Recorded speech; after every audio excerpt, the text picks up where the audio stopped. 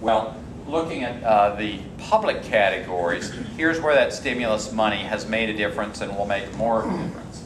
Highway construction in February down 2% from February a year ago. That may have been affected by the very bad weather in February 2010. In general, the highway numbers have been running ahead of year-ago levels, and now that we're into the full bloom of spring, I think we'll see positive year-over-year comparisons. But that's only through this year. To get those numbers continuing to rise, we need a long-term surface transportation bill.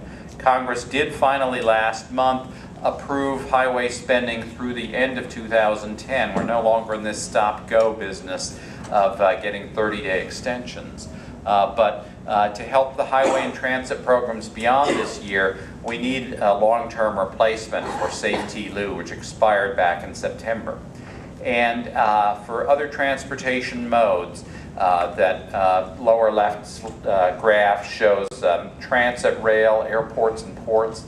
The Airport and Airways Trust Fund is on yet another 30-day extension. I think it's the 7th one since that expired. So I'm not optimistic yet that we'll see a steady increase in spending on those categories.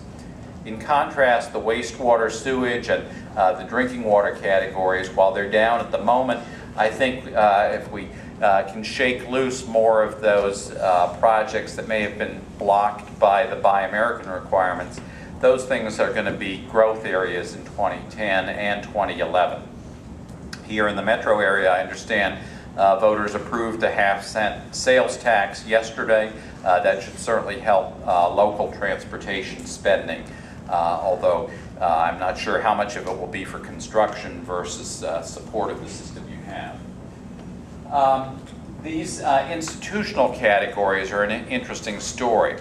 Higher ed and hospital construction were very strong in 2008, up until the market crashes and the economic collapse of the fall of 2008. That brought down the value of endowments, and capital campaigns kind of withered. Now that Dow is flirting with 11,000, the municipal bond or the private activity bond markets have come back. I'm hopeful that institutions like WashU will go ahead with their multi-year campus plans. So perhaps by the second half of this year, those categories will be rising again. But by far the biggest institutional category is K through 12. And that's mostly public. It's 95% public, and it's supported either directly or indirectly through paying off bond issues by property tax receipts.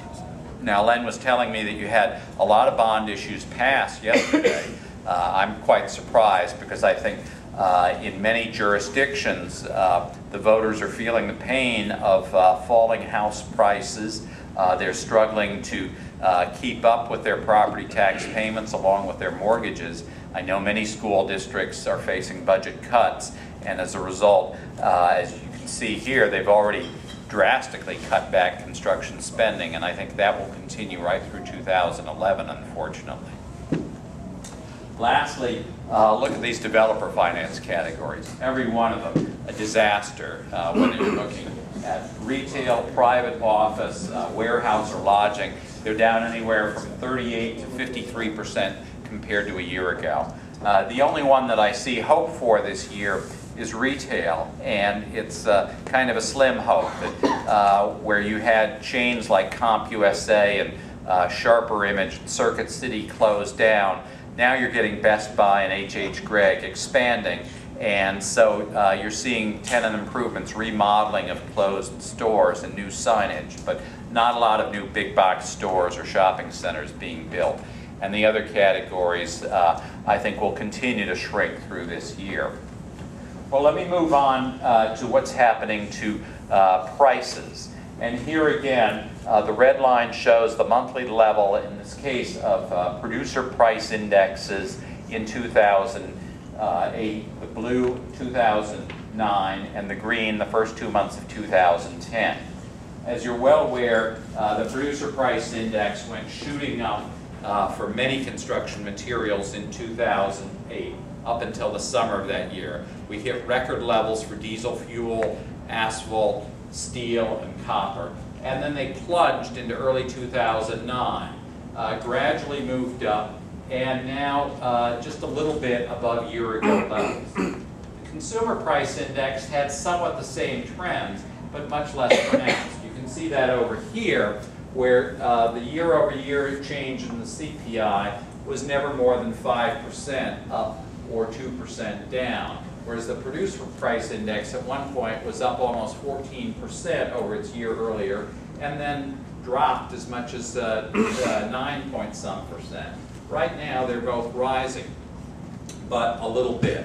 And I know a lot of business people are worried that the CPI is going to start going like this because of those giant federal deficits. Most economists are not concerned about a breakout of inflation, and certainly the Fed is not at this point. In fact, some members of the Federal Open Market Committee seem still to be concerned about deflation, that is, the CPI getting back into this negative territory again. I don't think that'll happen. I think it's going to stay in this moderate range.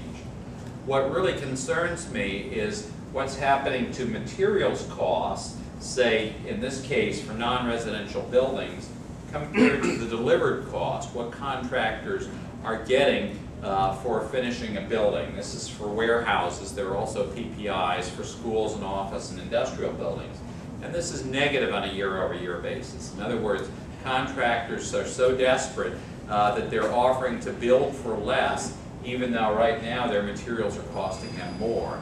And I think that's a recipe for driving a number of firms out of business over the course of this year, both general contractors and subcontractors. Looking at some specific materials, you can see diesel fuel came way down, hadn't moved that much. In fact, at the retail level, diesel fuel this week broke above $3 a gallon for the first time since the fall of 2008, when it was on a downward dive from hitting a record of $4.76 in the summer of 2008.